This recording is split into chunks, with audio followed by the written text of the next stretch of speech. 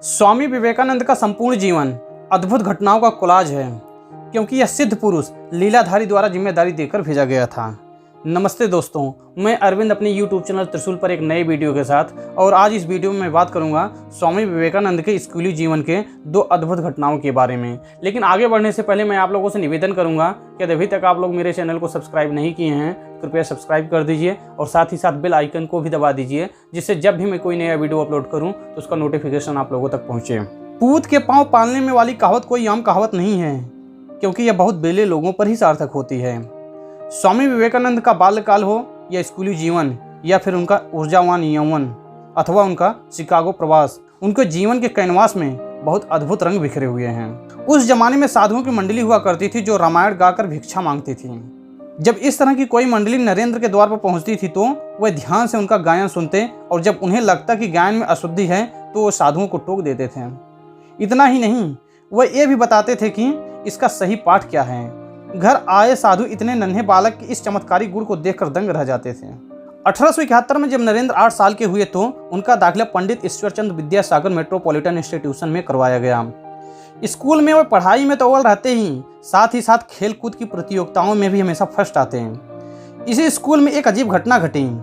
हुआ एक टीचर जब क्लास में पढ़ा रहे थे, नरेंद्र उसी दौरान कुछ बच्चों से बातचीत कर रहे थे। गुस्से में आग बबूला हुए टीचर ने बच्चों से पूछा कि बताओ मैंने अभी क्या पढ़ाया है।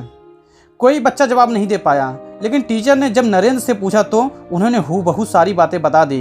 हैरान परेशान टीचर ने पूछा कि तुम भी तो बात कर रहे थे, लेकिन तुमने कैसे बता दिया। नरेंद्र ने कहा कि मैं दोस्तों से बात भी कर रहा था और उसी समय आपकी बातें भी सुन रहा था। 8 साल का बालक सहज भाव से ये बात तो कह गया, लेकिन अनुभवी टीचर के मन में तो जैसे बिजली कौंध गई। क्या ऐसा हो सकता है? इसी स्कूल में एक और अजीबोगरीब घटना घटी। स्कूल का एक सख्त और कड़क टीचर एक छात्र को बेदर्दी से पीट रहा था। बालक नरेंद्र को अच्छा नहीं लगा और वह टीचर की तरफ देखकर व्यंग भाव से हंसने लगे।